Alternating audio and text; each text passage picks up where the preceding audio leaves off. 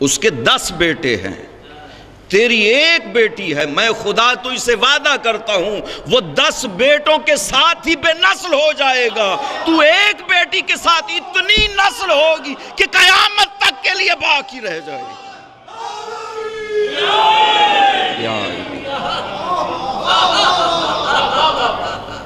یہ خیر کثیر ہے میرے رسول کے، یہ خیر کثیر ہے۔ اے میرے رسول، تو نے محنت کی ہے، تیری ذات کے اندر میں نے تمام انبیاء کے کمال جمع کر دیے ہیں، یہ سلسلہ چلے تو تب یہ کمالات باقی رہ سکتے ہیں، تب آپ کی محنت باقی رہ سکتی ہے، تب قرآن باقی رہ سکتا ہے۔ اگر یہ خیرات آگے چلتی رہے، میں نے اس ہستی کو اس طرح سے قرار دیا ہے کہ تجھ پہ تو ایک قرآن صامت اترا ہے، میں اس سے 11 قرآن ناطق نکال کے حفاظت کا بندوبست کروں۔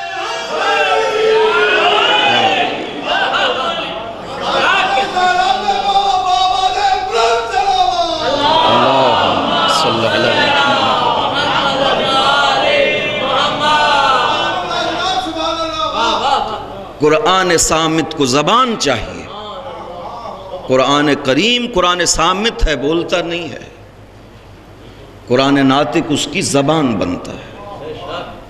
مولا امیر المؤمنین علیہ السلام اللہم صلی کسی سے کہا تھا کہ تم قرآن صامت سے سمجھنا چاہتے ہو، تمہیں قرآن ناطق کی طرف رجوع کرنا چاہیے، اس واسطے کہ انا المعبر عن کتاب اللہ، میں زبان ہوں قرآن کی۔ اگر قرآن کو سمجھنا چاہتے ہو تو علی کے پاس آنا پڑے گا۔ نہج البلاغہ میں بڑے مشہور جملے ہیں کہ ھذا القرآن بین ایدیکم فاستنطقوہ، یہ قرآن کریم تمہارے پاس موجود ہے، اسے بلواؤ اگر بلا سکتے ہو۔ ولن ینطق، نہیں بولے گا، میں علی کہہ رہا ہوں۔ ارشاد فرماتے ہیں اگر بلا سکتے ہو، قرآن سامنے موجود ہے، اسے بلاؤ، نہیں بولے گا۔ ولن ینطق، یہ نہیں بولے گا۔ وَلَكِنِّي أُخْبِرُكُمْ، اگر قرآن کو سمجھنا چاہتے ہو تو علی کی زبان سے سننا ہوگا خدا کیا کہہ رہا ہے۔ کیوں؟ حضور نے ارشاد فرمایا القرآن مع علی وعلی مع القرآن، یہ ساتھ علی کا ہے قرآن کے ساتھ۔ اگر قرآن کو سمجھنا ہو تو اہل بیت کے پاس آنا ہوگا۔ علی معبر ہے، زبان قرآن ہے، قرآن ناطق ہے، اس واسطے ارشاد فرمایا گیا۔ چھٹے امام، امام جعفر صادق علیہ السلام اللہم صلی، ارشاد فرماتے ہیں جب پوچھا گیا انا انزلناہ فی لیلۃ القدر، مولا لیلۃ القدر کیا ہے؟ ارشاد فرمایا لیلۃ القدر جدتنا فاطمہ، لیلۃ القدر کی حقیقت ہماری ماں زہرا ہے۔ کیوں؟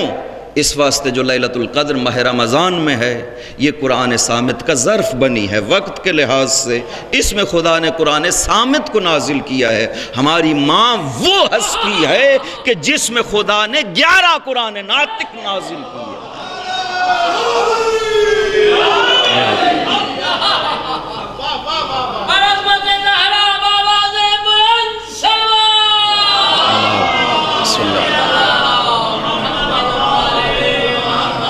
کیوں؟ اس واسطے کہ قرآن تو قیامت تک کے لیے باقی رہنے والا ہے۔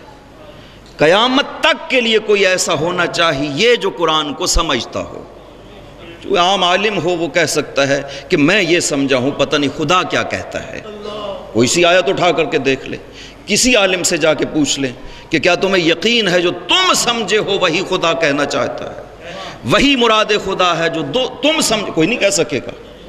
کوئی آپ کو قول نہیں دے سکتا ہے، عہد نہیں دے سکتا ہے کہ جو میں سمجھا ہوں وہی مراد خدا ہے، کوئی نہیں کہتا ہے۔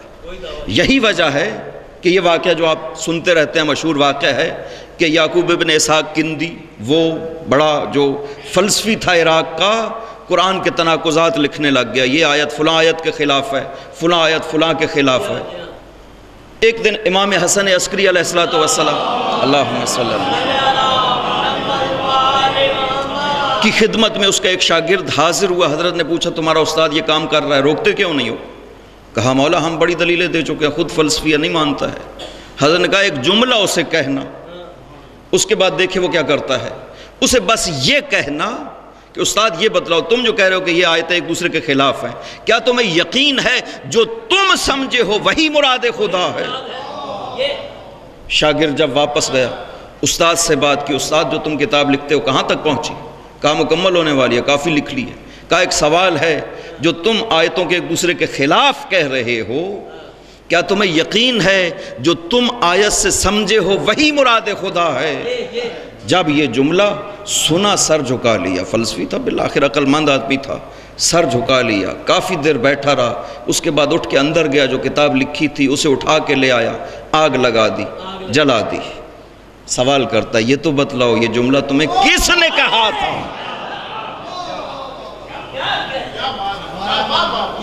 اس کا مطلب ہے انسانیت محتاج ہے آل محمد کی، جو اسے یہ بتلا سکے کہ قرآن میں خدا یہ کہنا چاہتا ہے۔ اب کوئی واسطہ تو ہونا چاہیے، وہی واسطہ نہیں۔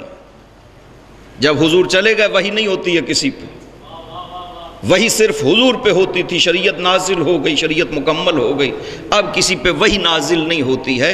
ایک سوال ہے، امام جب مراد خدا بتلاتا ہے کہ خدا یہ کہنا چاہتا ہے، امام کو وحی تو ہوتی نہیں ہے، فرشتے کا محتاج نہیں ہے، وہ کون سا ذریعہ ہے جس کے ذریعے سے امام بتلاتا ہے؟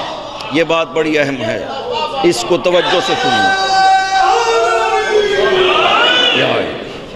اس بات کو توجہ سے سنیے گا کہ امام کے پاس کون سا ذریعہ ہے جس کے ذریعے سے خدا کی مراد کو بتلا سکتا ہے۔ ائمہ نے دعویٰ کیا ہے کہ ہم بتلا سکتے ہیں خدا کیا کہتا ہے، ہم بتلا سکتے ہیں۔ مولا امیر نے یہ دعویٰ کیا ہے کہ سلونی قبل ان تفقدونی، مجھ سے پوچھو۔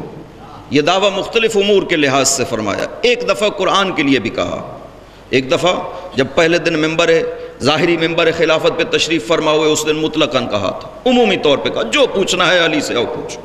لوگوں نے مختلف سوال کیے، یہ بھی ارشاد فرمایا سلونی قبل ان تفقدونی ما من آیت الا ونزلت فی بر و بحر فی مکہ و مدینہ من مکیہا و مدنیہا من ناسخہا و منسوخہا من تنزیلہا و تعویلہا الا وانا اعلم بہا۔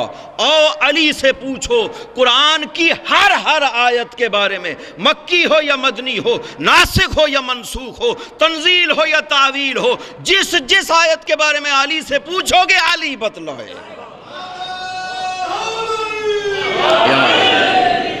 یہ کون سا ذریعہ ہے یا امیر المؤمنین؟ ائمہ جو بتلاتے ہیں قرآن کے بارے میں، کون سا ذریعہ ہے؟ ملائکہ نہیں آتے ہیں، نہ ملائکہ کی احتیاج ہے، نہ پیغمبر اکرم کو احتیاج تھی، نہ ائمہ کو احتیاج ہے۔ جبرائیل قرآن کو کہاں سے لاتے تھے؟ یوں تو نہیں ہے کہ جبرائیل واسطہ تھے، جبرائیل کے بتلانے کے بعد حضور کو قرآن کا علم ہوا کرتا تھا، یوں نہیں ہے۔ جبرائیل جہاں سے لاتے تھے وہ باطن حقیقت محمدیہ ہے، قرآن سارے کا سارا باطن حقیقت محمدیہ پہ موجود ہے، جبرائیل وہاں سے لاتے ہیں، ظاہر کو دے دیتے ہیں، وہ تو اسی حقیقت کو باطن سے ظاہر تک لانے کے لیے واسطہ بنتے ہیں۔ ائمہ کو ضرورت نہیں ہے ملائکہ کے ذریعے سے خبر دینے کی، نفس ائمہ، یہاں سے حقیقت ائمہ کے بارے میں تصور کرنا ہوگا۔ حقیقت ائمہ وہ نور مقدس ہے جس کو خداوند عظیم نے اپنے خاص نور سے خلق کیا ہے، ادھر مرضی خدا ہوتی ہے، ادھر حقیقت ائمہ پہ ظاہر ہو جاتی ہے۔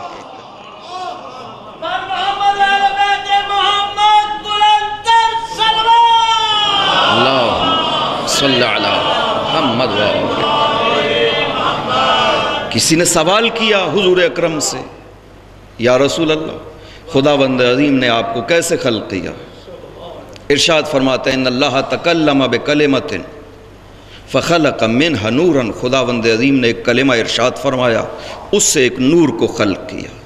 ثم تکلم بکلمۃ اخری فخلق منها نورا، اس کے بعد ایک اور کلمہ ارشاد فرمایا، اس سے ایک اور نور کو خلق کیا، فخلط بین ہذین النورین، خدا نے ان نوروں کو ملا دیا، فخلق من الاول روحنا ومن الثانی جسمنا، خدا نے پہلے نور سے ہمارے روح کو خلق کیا ہے اور دوسرے نور سے ہمارے جسم کو خلق کیا۔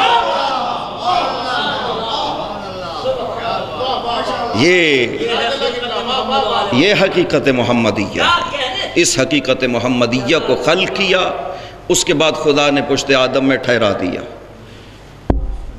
اسلاب شامخہ ارحام مطہرات زیارت وارث میں آپ پڑھتے ہیں، یہ نور مقدس منتقل ہوتا رہا، پھر اس نور کو خدا نے دو حصوں میں تقسیم کیا، اور اس طرح سے امامت اور نبوت کے دو سلسلے الگ الگ آ کر کے حضرت عبداللہ اور حضرت ابو طالب میں قرار پائے۔ لیکن ایک بات سوچنے کی ہے، غور کرنے کی ہے کہ امامت اور نبوت الگ الگ ہو گئے، یہاں پہ جناب سیدہ کا تذکرہ کہیں نہیں ملتا ہے۔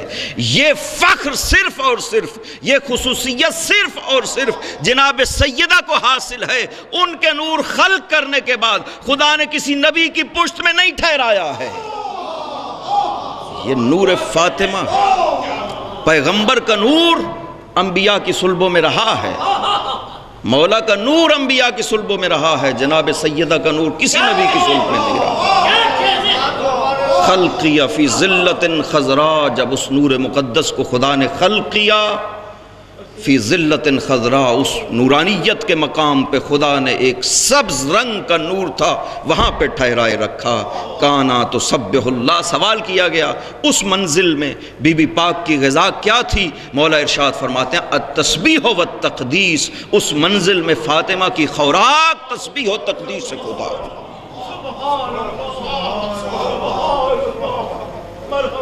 یہ کون سا مقام ہے بار الہ کہ تو اپنے خاتم الرسول کو بھی صلب انبیاء میں منتقل کرتا ہے، لیکن اس نور کو صلب انبیاء میں منتقل نہیں کرتا ہے۔ پہلے فی ذلت خضراء مقام نورانیت میں ٹھہرا۔